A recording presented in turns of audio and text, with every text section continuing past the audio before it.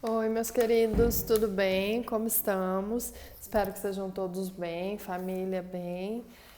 Hoje eu tô aqui para a gente conversar um pouquinho sobre contratos de trabalho, né? O tema da nossa aula de hoje. Aula passada a gente trabalhou a questão de anotação em carteira e hoje a gente fala sobre contratos de trabalho. Não vou exaurir, não vou esgotar o assunto, tá? A gente ainda vai falar sobre isso nos nossos próximos encontros virtuais, mas a gente vai ainda voltar nisso, tá? Hoje eu vou iniciar, vou falar a maior parte sobre contratos de trabalho, vou trabalhar hoje já com vocês, mas alguns contratos específicos eu vou deixar para o nosso próximo momento, beleza?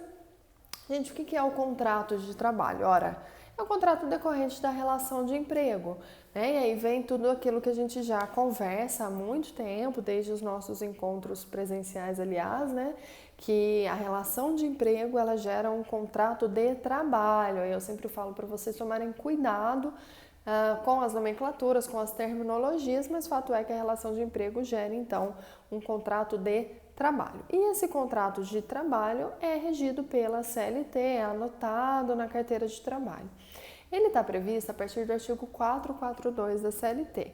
Então, assim, não é nada extremamente complexo, o contrato de trabalho é muito pelo contrário, aliás, basicamente simples, né, de se compreender, de se entender, mas hoje a gente vai falar um pouquinho sobre algumas teorias que são importantes, sobre as suas características, né, e sobre o contrato a termo, que talvez seja o ápice aí desse nosso conteúdo de hoje. Lembrando que a apostila já está disponível para vocês, nela tem o conteúdo completo, tá? Os conceitos, as teorias todas com as próprias palavras, né? O que eu sempre tenho dito a vocês, eu tenho deixado os conceitos mais rebuscados para que vocês busquem em doutrina, tenho feito essa apostila com uma linguagem mais simples para se tornar mais didática para vocês. Mas ela tá completinha, tá? Vocês podem acompanhar por ela. O nosso vídeo eu vou abordar o que é de fato mais importante para nós, tá bom? Só tem um ponto no artigo 442 que ele é um pouco deslocado, inclusive, que é o 442A, que é um artigo que foi inserido a posteriori na CLT, por isso ele tem esse azinho de lado, que ele fala da questão da experiência prévia, né? O que não se pode pleitear no momento da admissão de um empregado, e aí ele vem trazendo que não se pode exigir no momento de realizar um contrato de trabalho uma experiência superior a 6 meses, né? São algumas coisas referentes às regras de admissão, né? Que a gente vê, aliás, sendo quebrado o tempo todo aí pelo próprio mercado, e uma delas seria essa regra que está expressa na CLT nessa parte de contrato de trabalho, que é a regra de que não se pode exigir a experiência superior a 6 meses aí dos possíveis candidatos a uma vaga de emprego. Existem outras situações, como por exemplo a questão de não exigir determinados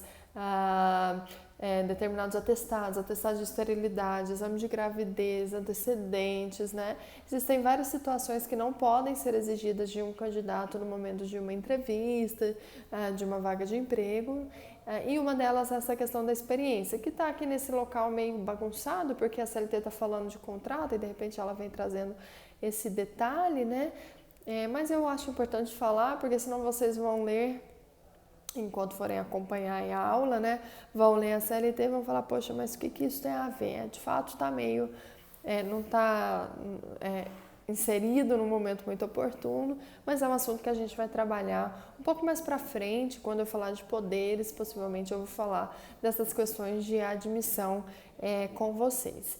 O que eu gosto, o que eu acho importante destacar para vocês de contrato de trabalho nesse momento inicial, é que o contrato de trabalho, gente, ele respeita, ele observa, assim, em absoluto o princípio da primazia da realidade. E eu venho batendo nessa tecla com vocês com certa frequência, porque é de fato o nosso gargalo, é de fato a nossa questão que está mais importante, né? Não importa se eu tenho um contrato formal, escrito ali, batido. O que importa é eu tenho 5 requisitos da relação de emprego configurados. Se eu tenho 5 requisitos da relação de emprego configurados, de alguma forma eu tenho um contrato de trabalho ali presente. Porque existe ou vigora com total força o princípio da primazia da realidade. A questão formal, ela se torna não desnecessária, muito pelo contrário, mas ela se torna frágil diante da questão real, diante daquilo que é fático, aquilo que realmente existe, tá? E isso é o que nos interessa. Então, quando a gente pensa em contrato de trabalho, a gente precisa compreender de antemão isso. Claro que existe o contrato, existem situações em que se exige um contrato escrito, aí a gente vai falar, mas na verdade configurou lá a relação de emprego por meio da presença daqueles 5 requisitos: pessoalidade, prestação de serviços, habitualidade, subordinação e onerosidade, nós estamos diante de um contrato de trabalho. Beleza? Tranquilo? Tá. Aí eu vim trazendo algumas teorias para vocês, que a gente conversa a respeito da natureza jurídica do contrato de trabalho e tudo mais. E as teorias, né, que eu gostaria de destacar para vocês são as teorias contratualista, acontratualista e anticontratualista, que são teorias relacionadas à questão de como o contrato é realizado entre as partes, né? A teoria contratualista é uma teoria que foca no contrato, na instrumentalização do contrato. Ela diz assim, olha, não, o que mais nos interessa é o que de fato foi contratado, o que foi falado, o que está talvez documentado ou o que foi verbalizado. Isso é o que de fato nos interessa. Ela tem o foco no contrato. Por isso que ela se chama teoria contratualista. Ela diz, olha, o que tem peso mesmo é o contrato. A teoria acontratualista, ela não ignora a existência de um contrato. Ela não diz, tanto faz o contrato. Não, o contrato existe, mas tem a sua importância relativizada, porque na verdade o que interessa é o fato, o que acontece, a realidade, é isso que faz diferença.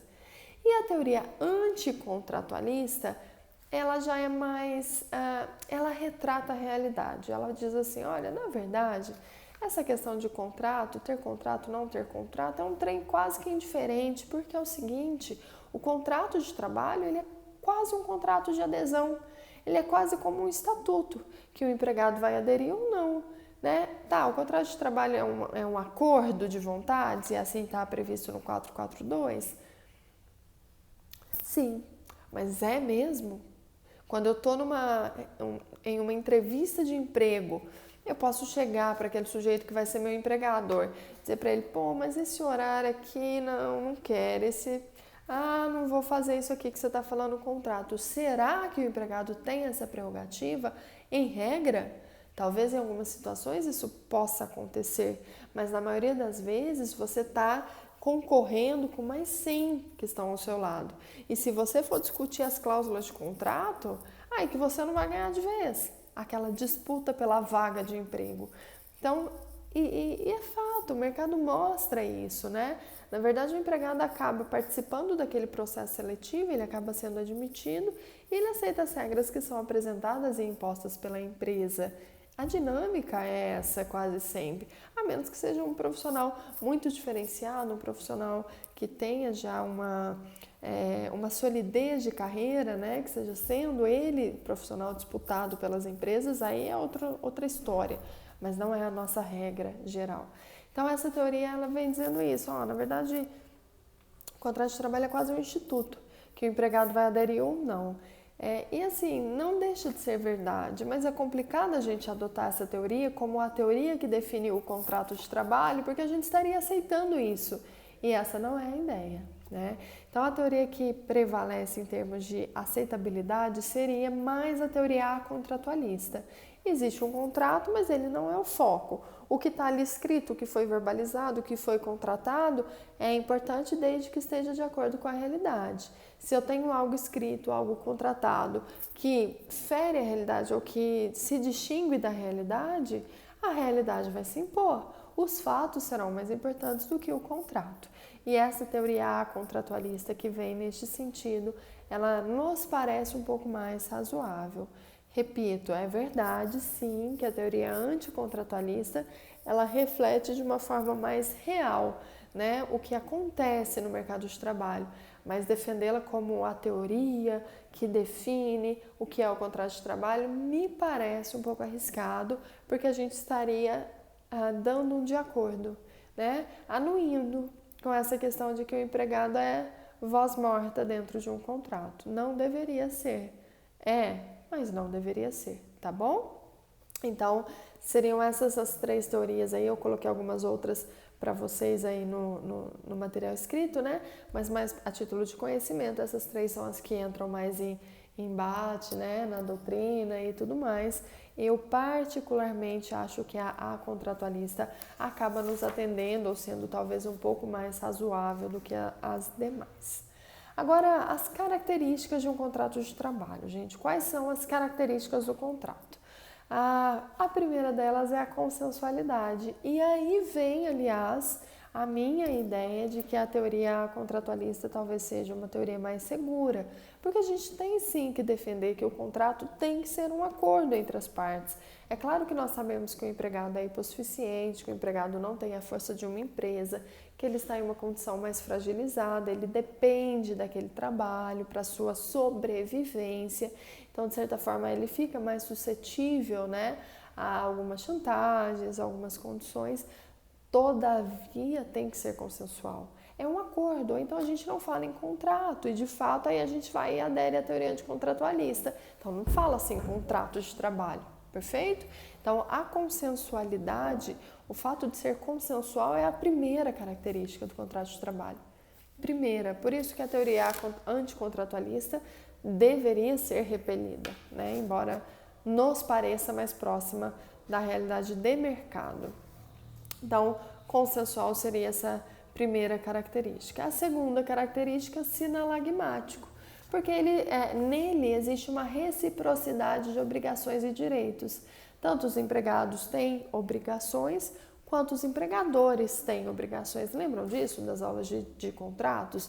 O ser sinalagmático é aquele contrato que gera obrigações e deveres e direitos para ambos os lados, essa ideia de reciprocidade.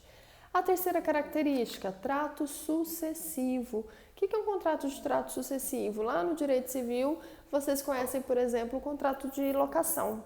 É aquele contrato que as obrigações são renovadas periodicamente.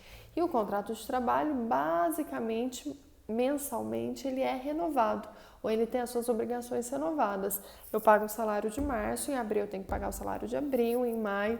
Então, são obrigações que periodicamente se renovam, por isso de trato sucessivo, tá bom? E a última característica, contrato intuito persona. Intuito persona, Vanessa, mas a gente estudou empregador e você falou da figura da despersonalização do empregador. Verdade, então ele é intuito persona para o empregado, ele é vinculado à pessoa física do empregado, ele é pessoal nesse aspecto, é a empresa e a minha pessoa física, eu, Vanessa. Então esse intuito persona mais sob a ótica do empregado, tá bom? Então são essas as 4 características mais importantes aí do contrato de trabalho: consensual, sinalagmático, de trato sucessivo e intuito persona. Perfeito? Tranquilo, né, gente? Aí eu pergunto a vocês, olha, o contrato de trabalho, ele é por prazo determinado ou ele é por prazo indeterminado? Via de regra, prazo indeterminado. Princípio da continuidade da relação de emprego. Essa é uma característica? Não, porque nós temos algumas exceções e daqui a pouquinho a gente chega lá. Mas via de regra, ele é por prazo indeterminado. E como que o contrato pode existir? Quais são as formas contratuais possíveis? Aí vem o artigo 443 e diz, olha gente, o contrato de trabalho ele pode ser verbal, tete a tete, ou escrito, beleza? Tácito ou expresso. Verbal ou escrito. Alguns contratos obrigatoriamente são escritos. Os contratos especiais, contrato de aprendiz, o contrato por prazo determinado, são contratos diferentes, eles têm que ser por escrito. Os demais não, podem ser verbais. Poxa, Vanessa, mas tem que ter anotação em carteira, então necessariamente escrito. Não, a anotação em carteira não é um contrato, e eu falei isso para vocês na última aula. A anotação em carteira é a anotação de que existe um contrato, que pode ser escrito e pode ser verbal. O que é um contrato verbal? É eu chegar para a Bárbara e falar, Bárbara, você quer trabalhar para mim? Ó, sua jornada de trabalho vai ser das 8 às 18, com 2 horas de intervalo, teu salário vai ser 2 salários mínimos, tá bom? Eu acabei de fazer um contrato com ela, e esse contrato ele é verbal, ele não é um contrato escrito, ele é válido. Via de regra, sim. Se a gente não estiver diante dessas situações específicas, ele é um contrato válido. E eu vou ter que anotar ele em carteira? Da mesma forma, vou ter que anotar ele em carteira.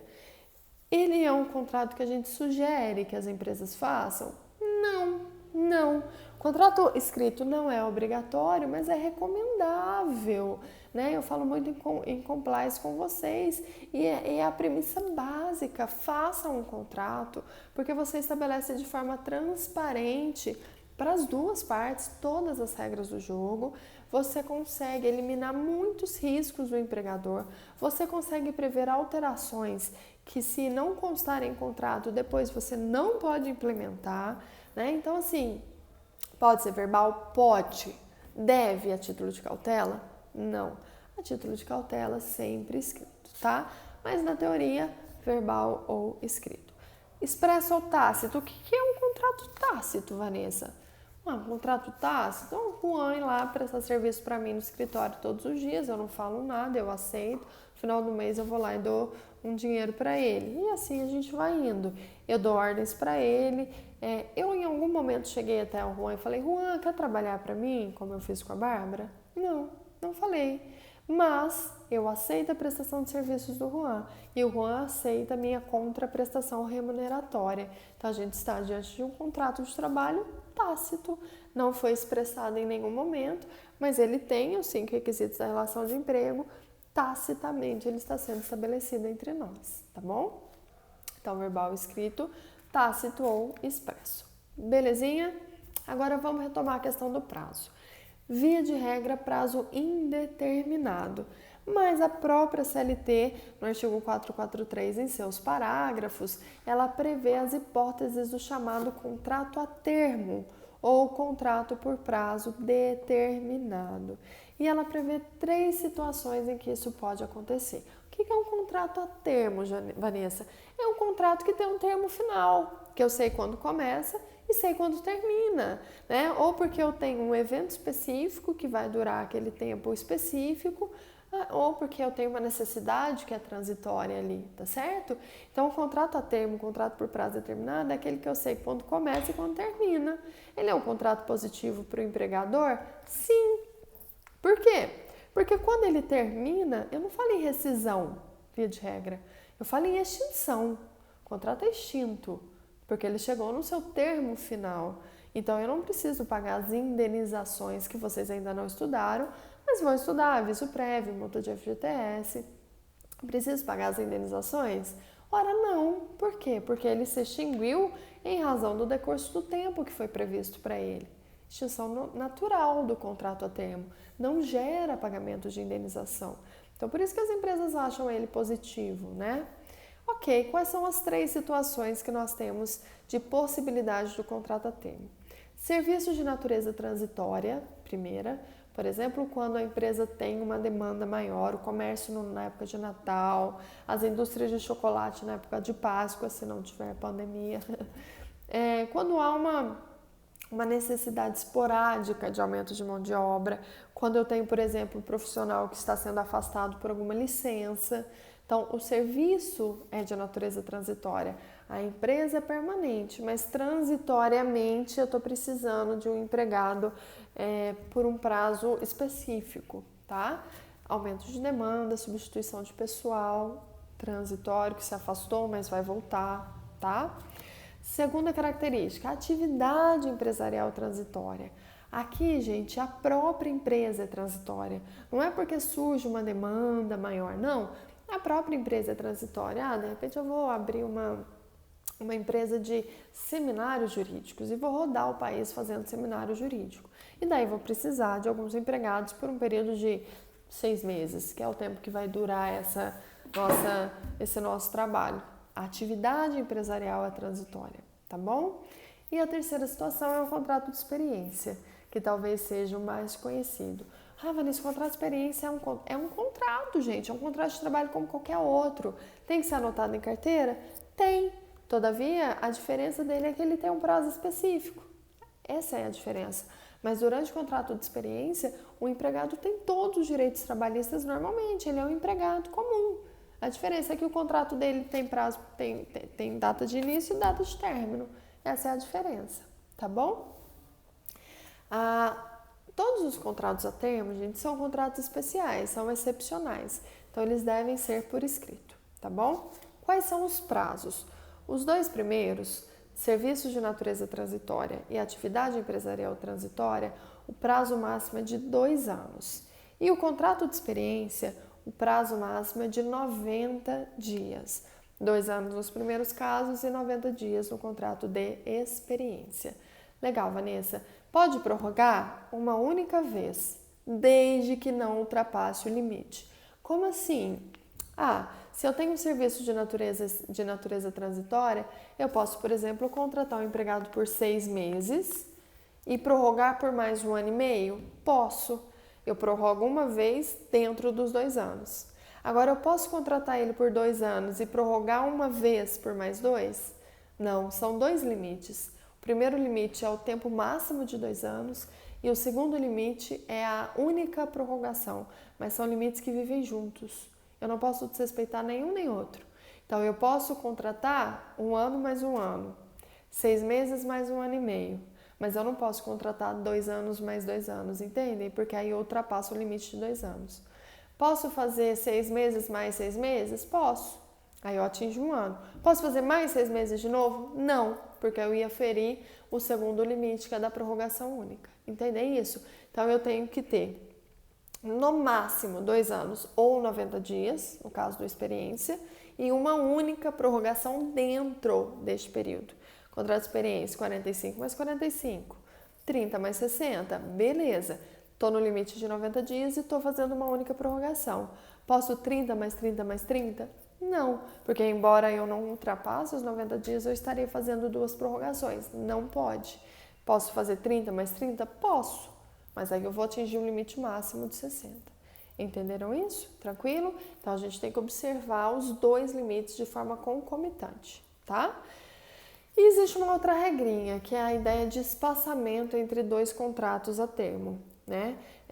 Entre um contrato a termo e o outro contrato a termo, tem que ter um espaço temporal de 6 meses, tá? Então, se eu contratei para serviço de natureza transitória a Vanessa, e o contrato dela encerra hoje, eu tenho que esperar 6 meses para poder recontratá-la novamente, como tempo parcial. Como tempo parcial não, desculpa gente, como prazo determinado. Qualquer um desses limites que forem desrespeitados, expressa ou tacitamente, o contrato se torna um contrato por prazo indeterminado automaticamente. Então, de repente, eu tenho um contrato de experiência, que o prazo máximo é de 90 dias e o empregado trabalha 95 dias. Automaticamente, ele está em um contrato por prazo indeterminado agora. Se a empresa quiser mandar ele embora, pode, não gera estabilidade, mas vai ter que pagar a indenização, porque aí eu elasteci o prazo máximo do contrato por prazo determinado, tá? Então, qualquer uma das regras que seja violada dentro do contrato a termo gera essa prorrogação, ainda que tácita, né, desse contrato, e ele passa a ser um contrato por prazo indeterminado, tá? Prorroguei por 2 vezes. Ok, você acaba de colocar o seu empregado em um contrato comum, um contrato por prazo indeterminado. Você não pode mais encerrar o contrato sem pagar as indenizações para ele. Tá certo, gente? Vanessa, mas e se eu quiser rescindir antecipadamente esse contrato com o empregado? Contratei ele por 2 anos, mas com 1 ano de trabalho eu estou insatisfeita com esse empregado. Posso rescindir antecipadamente? Posso. Aí a gente vai ter que pagar algumas indenizações especiais, mas posso. As indenizações estão no material escrito. Eu não vou aprofundar em vídeo agora, a gente está se aproximando dos 25 minutos, que é o tempo que eu coloco como padrão aqui para os vídeos, então não vou aprofundar nisso, até mesmo porque eu volto a falar da rescisão quando a gente estudar a rescisão, que aí vocês vão entender melhor, porque não adianta eu falar de aviso prévio, FGTS, neste momento que vocês ainda não conhecem esses institutos, tá bom? Saibam que no contrato a termo é possível fazer a rescisão antecipada. Eu estabeleci 2 anos e quero rescindir com 1 ano, eu estabeleci 90 dias de experiência, mas com 30 dias eu já quero rescindir com o empregado. Pode, ninguém está grudado a ninguém nessa vida, pode ter a rescisão antecipada. vai gerar algumas indenizações especiais, mas pode, tá? Quais são essas indenizações ou como isso vai acontecer?